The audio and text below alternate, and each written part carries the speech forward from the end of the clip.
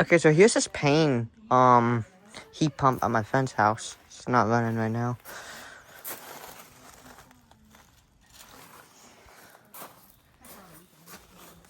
It's got an LG scroll compressor.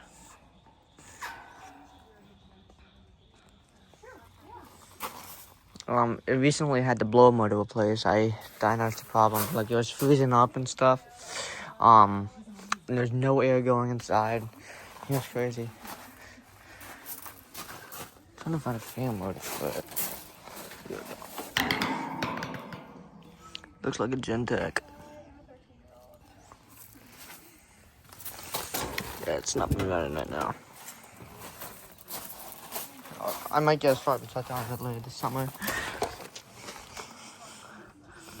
It's on a 13th week of 2018. 3-ton. Has R410A refrigerant.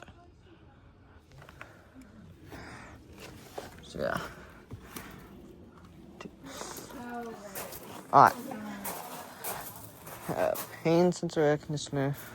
Oh, heat pump actually. Wait, actually no, it's an air conditioner. Yeah. I thought it was a heat pump. But no, it's an air conditioner.